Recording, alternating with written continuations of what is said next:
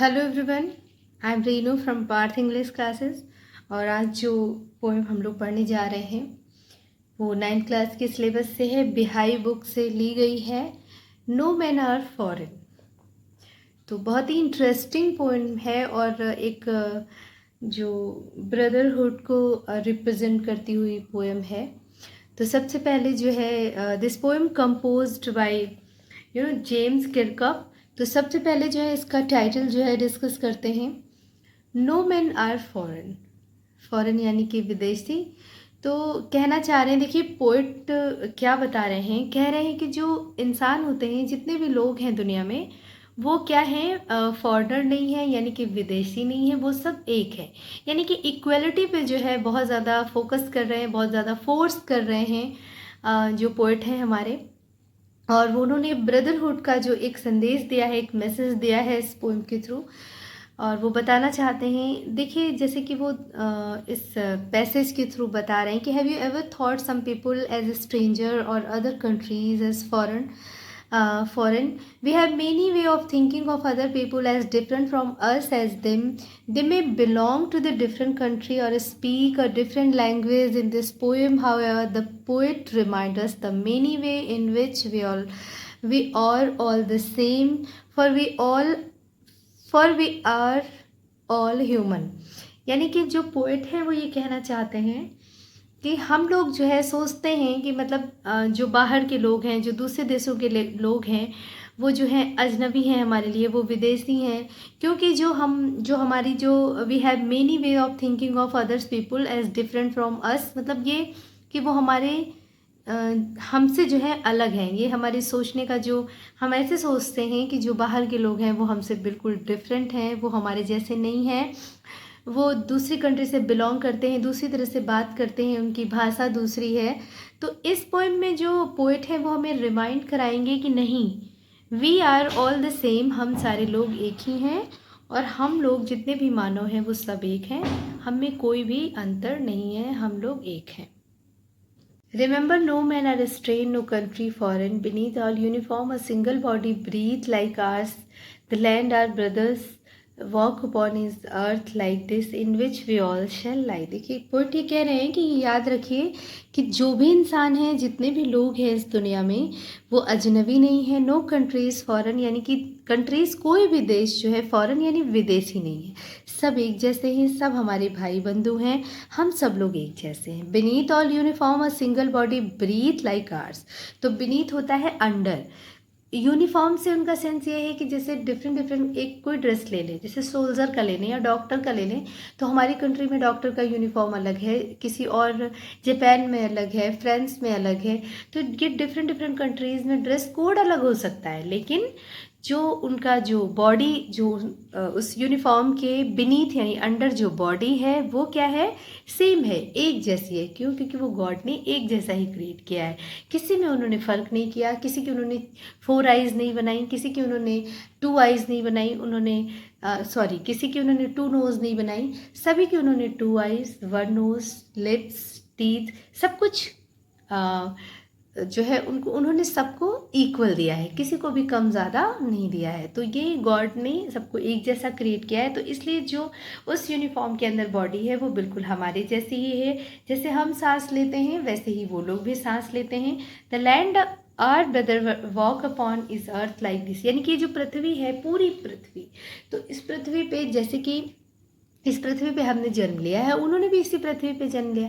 ऐसा तो नहीं कि जो हमारी पृथ्वी है उनकी पृथ्वी से अलग है, या जो हमारा आकाश है उनके आकाश से अलग है, सेम है।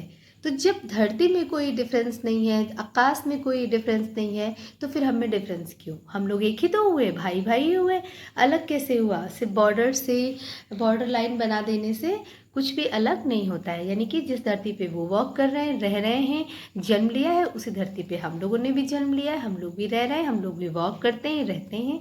इन विच वी ऑल शैल लाई, और इसी पर हम एक दिन जहाँ पे हमने जन्म लिया है, जहाँ पे हम जी रहे हैं, जहाँ पे हम अपना जीवन स्पेंड कर रहे हैं, लाइफ स्पेंड कर रहे हैं, वहीं पे हम एक दिन ख़त्म हो जाएंगे और इसी मिट्टी में मिल जाएंगे। वो भी इसी मिट्टी में मिल जाएंगे, कहीं दूसरी मिट्टी उनके लिए नहीं आएगी। तो इसलिए कुछ भी डिफरेंट नहीं है, सब कुछ सेम है, हम लोग इक्वल हैं, हम लोग समान हैं, कोई भी फ़र्क हम सब में नहीं है। They too aware of sun and air and water are fed by peaceful harvested by wars long winter stripe। देखिए वो ये कह रहे हैं कि जो सन है, जो एयर है, जो वाटर है, यानी कि नेचर की तरफ बता रहे हैं कि जो नेचर है उसने भी हम लोगों को एक जैसे ही हमारे साथ एक जैसा बिहेव किया। यानी कि जो सूरज है देखिए वो सबको सेम रोशनी दे रहा है। ऐसा तो नहीं वो ये कह रहा है कि नहीं हम जापान में कम रोशनी देंगे, इंडिया में ज़्यादा देंगे, या फ्रांस में कम ज़्यादा देंगे। एयर जो है वो सब जगह सेम है, वाटर सब जगह। तो जो नेचर से जो भी चीज़ें मिली हुई हैं वो सब के लिए समान है। तो फिर हम लोग कैसे फ़र्क कर सकते हैं जब नेचर फ़र्क नहीं कर रहा है। Are fed by peaceful harvest, यानी कि जब सब कुछ एटमॉस्फेयर शांत होता है, पूरे संसार में कहीं कोई परेशानी नहीं होती है, तो बहुत अच्छी फसल होती है, हार्वेस्ट फसल तैयार होती है।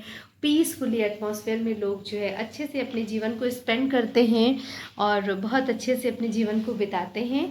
तो वो सब जगह जहाँ पर भी पीसफुल एटमॉस्फेयर होगा वो लोग भी उसमें जो है बहुत अच्छे से एंजॉय करते हैं लाइफ को, अपनी एग्रीकल्चर करते हैं और अपना जो हार्वेस्ट है फसल अच्छी हो जाने पर बहुत ही पीसफुल एटमॉस्फेयर में अपने जीवन को बहुत अच्छे से एंजॉय करते हैं। लेकिन by war's long winter starved, लेकिन जब युद्ध होता है, दो देशों के बीच युद्ध होता है, तो दोनों ही साइड के लोग सफ़र करते हैं। ऐसा नहीं है कि एक साइड वाला ही सफ़र कर रहा है, दूसरे साइड वाला सफ़र नहीं, वो भी सफ़र करते हैं, वो भी भूखे रहते हैं, प्यासे रहते हैं, क्योंकि उस वक्त जो है फूड की कमी हो जाती है, क्योंकि वो प्रोडक्शन नहीं कर पाते हैं उन चीज़ों का, क्योंकि वो पूरा टाइम वॉर में लगे रहते हैं। विंटर स्ट्रेप, और जब सर्दियाँ होती हैं तब भी जो है फूड की कमी हो जाती है। तो ये वाला भी जो पॉइंट है वो दोनों तरफ है कि जो फूड की कमी होगी वो दोनों तरफ होंगी, क्योंकि सर्दियाँ भी दोनों जगह ही होती हैं। कहीं ऐसा नहीं कि एक जगह ही सर्दी हो रही है, कहीं सर्दी, तो अगर सर्दियों में भोजन की कमी हो जाती है तो वो भी उतना ही सफ़र करते हैं जितना कि हम लोग। तो इसलिए हम लोग समान हैं, कोई फ़र्क नहीं है। देयर हैंड्स आर आर्स, यानी जो उनके हाथ हैं वो हमारे हाथ की ही तरह है। जैसे कि हाथ से मतलब ये है sense, and in their lines we read a labour not different from our own, यानी कि जो उनके हाथ हैं, जिस तरह उनके हाथ हैं, उनके हाथों में जो लकीरें हैं, हमारे हाथों में भी वैसी लकीरें बनी हुई हैं। जितनी मेहनत हम करते हैं, जितनी हम तकलीफ़ उठाते हैं किसी चीज़ को पाने में, अपने एम को पाने में, अपनी लाइफ को अच्छा बनाने के लिए जो हम एफ़र्ट करते हैं उसमें जो कठिन परिश्रम करना पड़ता है, तो जैसे हम करते हैं वैसे ही वो भी करते हैं, क्योंकि बगैर हार्ड वर्क के तो उनको भी कुछ नहीं मिलेगा। तो हार्ड वर्क सेम है, जिस तरह हमारे हाथ मेहनत करते हैं वैसे ही उनके हाथ मेहनत करते हैं। उनका labour, a labour not different from our own, उनका जो लेबर है, जो उनका हार्डवर्क है, वो हमसे कहीं भी अलग नहीं है, बिल्कुल हमारी ही तरह उनका भी हार्डवर्क है, same same. Remember, they have eyes like ours that wake our sleep, and a strength that can be won by love in every line in common life that can all can recognize and understand। देखिए वो बता रहे हैं, poet क्या कह रहे हैं कि ये याद रखिए कि उनके भी जो ऑर्गन्स हैं, जो बॉडी ऑर्गन्स हैं, जो सेंसेस हैं, जो वो हमारी ही तरह हैं। उनकी भी आइज़ हैं, जैसे कि वो सोते हैं, उनकी नोज़ है जिससे वो स्मेल करते हैं, उनके भी ईयर हैं जिससे कि वो सुनते हैं। हमारी ही तरह वो जो सोते हैं, हमारी तरह जागते हैं, उठते हैं, बैठते हैं, सारी ही चीज़ें वो हमारी ही तरह करते हैं। And strength that can be won by love, और वो भी पावरफुल हैं, बहुत शक्तिशाली हैं, हम भी पावरफुल हैं। तो अगर किसी की पावर को, किसी की शक्ति पर विजय पाना होता है, जैसे कि हमारा कोई शत्रु है जो बहुत पावरफुल है और अगर हमें उसे जीतना है तो हम उसको जीत सकते हैं, कैन बी वॉन, जीत सकते हैं बाय लव, मोहब्बत के थ्रू। क्योंकि जो मोहब्बत है, मोहब्बत के थ्रू हम बहुत बड़ी बड़ी चीज़ों को पा सकते हैं जो हम सोच भी नहीं सकते हैं। तो इसलिए जो है हम जो स्ट्रेंथ को भी जीत सकते हैं by love. In every land is common life, सभी जो लैंड हैं, प्रत्येक लैंड पर जो है एक कॉमन लाइफ है, जो धरती है उस पर एक कॉमन लाइफ है, सब जगह पर कॉमन लाइफ है, सभी की फैमिलीज़ हैं और सभी लोग लाइफ स्टाइल को अच्छा चाहते हैं, सभी लोग हार्डवर्क कर रहे हैं अपनी फैमिलीज़ के लिए, अपने जीवन के लिए। तो ये सारी चीज़ें सब जगह पर सेम है, यहाँ पर भी और वहाँ पर भी। कहीं पर ऐसा नहीं है कि यहाँ पर लोग फैमिलीज़ के लिए हार्डवर्क कर रहे हैं और वहाँ पे नहीं कर रहे हैं, सब जगह पे हैं। सभी लोग अपने जीवन को अच्छे से जीना चाहते हैं, यहाँ के लोग भी और वहाँ के लोग, सभी जगह पे कॉमन लाइफ है। Let's remember, whenever we are told to hate our brothers, it is ourselves. देखिए वो कह रहे हैं कि देखिए इस बात को बहुत अच्छे से याद रखिएगा कि whenever, जब कभी भी हमको ये प्रोवोक किया जाता है, हमें भड़काया जाता है, हमें ये समझाया जाता है कि हम अपने भाइयों से नफरत करें, भाइयों इन द सेंस कि जैसे कहते नहीं है कि ये कंट्री हमारा शत्रु है, पाकिस्तान हमारा दुश्मन है, जापान हमारा दुश्मन है, चीन हमारा दुश्मन है। तो इस तरीके का जो भाव मन में डाला जाता है दुश्मनी का, एक नफ़रत का, तो अगर हम इसको एक्सेप्ट करते हैं, हम इसके साथ एग्री करते हैं कि हाँ हाँ वो हमारा दुश्मन है और वो हमारा शत्रु है और हमें उससे हेट करना है, उससे हमें रिवेंज लेना है, तो अगर हम ऐसा सोचते हैं और हम इस बात को मान लेते हैं तो उसके लिए हम जिम्मेदार हैं, हम गुनहगार हैं। उसमें भी हमारी ही गलती है कि हमने उस चीज़ को क्यों माना। अगर कोई भड़का रहा है तो भी हमें ऐसी बातों को नहीं मानना चाहिए, क्योंकि सारी ही कंट्रीज़ एक हैं, सारे लोग एक हैं, धरती एक है, आकाश एक है, हम सब लोग एक हैं। That we share dispossess betray, betray देखिए होता धोखा, कंडम घृणा, remember we who take arms against each other. तो कह रहे हैं कि अगर हम ऐसा करते हैं, मान लेते हैं लोगों की बात कि हाँ हाँ चीन हमारा दुश्मन है या पाकिस्तान हमारा दुश्मन है, तो हम क्या करते हैं, एक तरीके से धोखा देते हैं अपने आप को, घृणित कार्य करते हैं, एक घृणा जैसी बात करते हैं। अगर हम ये बहुत ख़राब वर्क है, अगर हम किसी के बारे में बुरा सोचें, हम उसे कहें कि वो ख़राब है, अच्छा नहीं है, हमारा दुश्मन है, तो किसी के बारे में ख़राब सोचना ही एक तरीके से घृणित कार्य है, एक बहुत ख़राब कार्य है। अपने आप को ही धोखा देना, अपने आप को ख़राब करना है। रिमेंबर, याद रखिए, we who take arms against each other, ये हम ही लोग हैं जो आर्म से यहाँ सेंस है वेपन से, हथियार से, जो गन्स हैं, जो जब फाइट होती है तो एक दूसरे के अगेंस्ट जो गोलियां चलती हैं, तो ये हम ही लोग हैं जो एक दूसरे के अगेंस्ट हो जाते हैं और एक दूसरे के अगेंस्ट जो है वेपन्स यूज़ करते हैं, हथियार यूज़ करते हैं, गोला बारूद यूज़ करते हैं। तो ये कोई और नहीं है, ये हम ही एक दूसरे के लिए करते हैं और ये चीज़ बिल्कुल भी सही नहीं है, हमें ऐसा नहीं करना चाहिए। और जब हम ऐसा करते हैं तो सोचिए कि कितना गलत है, कितना ख़राब काम हम ऐसा करते हैं। It is the human earth that we defile, our hells of fire and dust outrage the innocence of air that is everywhere our own. Remember, no men are foreign, no country is strange. देखिए last stanza में poet फिर से उस चीज़ को कह रहे हैं, बहुत अच्छे तरीके से समझाया उन्होंने कि ये जो हमारी अर्थ है और इस पे जो लोग हैं, तो दैट वी डिफाइल, हम लोग क्या करते हैं, जो पृथ्वी के जो लोग हैं, जो मनुष्य हैं, हम लोग क्या करते हैं, वी डिफाइल मतलब ख़राब कर देते हैं, चीज़ों को बर्बाद कर देते हैं। Are hells of fire and dust outreach the innocence, यानी कि जो हमारी मासूमियत है, जो हमारी इनोसेंसी है, वो हम क्या करते हैं, वेपन्स चला के, गोली बारूद चला करके, एक दूसरे के ख़िलाफ़ जा करके, एक दूसरे पे गोली बारूद और ये सब हथियार उठा करके हम क्या करते हैं, उससे जो जब गोली चलती है, जो बारूद बॉम्ब गिराते हैं, उससे जो आग निकलती है, उसका जो धुआं होता है, उससे डस्ट, मतलब उससे पूरा एटमॉस्फेयर ख़राब होता है, सब बिल्कुल गंदा गंदा सा बिल्कुल डर्टी हो जाता है।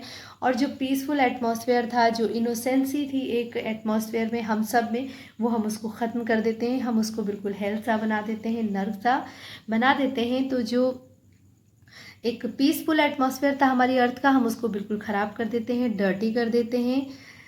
Of air that is everywhere our own, और जो हमारे एटमॉस्फेयर में चारों तरफ एयर है, बहुत ही अच्छी, बहुत खुशबूदार, बहुत ही जिसमें हम सांस लेते हैं, सुकून महसूस करते हैं, उसको इस पोल्यूशन से क्या करते हैं, ख़राब कर देते हैं। वो एटमॉस्फेयर बिल्कुल डर्टी हो जाता है, जो कि हमारा है और उनका है, यानी कि हमारा भी है और उनका भी है। तो हम लोग क्या करते हैं, उसे ख़राब कर देते हैं, एक दूसरे से रिवेंज लेने के चक्कर में, एक दूसरे से घृणा करने के चक्कर में, एक दूसरे को मारने के चक्कर में।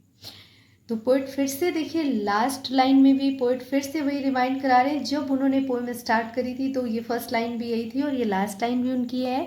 रिमेंबर, ये याद रखिए कि कोई भी व्यक्ति विदेशी नहीं है और कोई भी देश अजनबी नहीं है, यानी कि हम सब एक हैं, हम सारे लोग एक ही धरती पर हैं, हम लोग एक हैं, हम लोग भाई, सारे लोग भाई भाई हैं, कोई भी एक दूसरे से अलग नहीं है किसी भी तरीके से।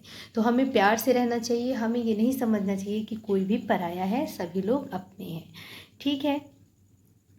जो जेम्स किरकप हैं जो जेम्स किरकप हैं उन्होंने जो है बहुत खूबसूरती से जो ब्रदरहुड का एक मैसेज दिया है इस पोएम के थ्रू, जो सभी के लिए बेनिफिशियल है। सभी लोगों को इसको समझना चाहिए और इसको अप्लाई भी करना चाहिए अपने जीवन में, कि हमें जो है किसी से भी हेट नहीं करना चाहिए, जेलसी नहीं करनी चाहिए, सभी को मोहब्बत से मिलना चाहिए, उनकी हेल्प करनी चाहिए, प्यार करना चाहिए और इस धरती को बहुत खूबसूरत बनाने की कोशिश करनी चाहिए, लाइक अ हेवन, स्वर्ग की तरह। ठीक है, तो होप कि ये पोएम आपको बहुत अच्छी लगी होगी। तो please share your comment in comment box and मिलते हैं फिर एक नेक्स्ट इतनी ही अच्छी और इतनी interesting and full of moral वाली पोएम के साथ। Till then, goodbye and take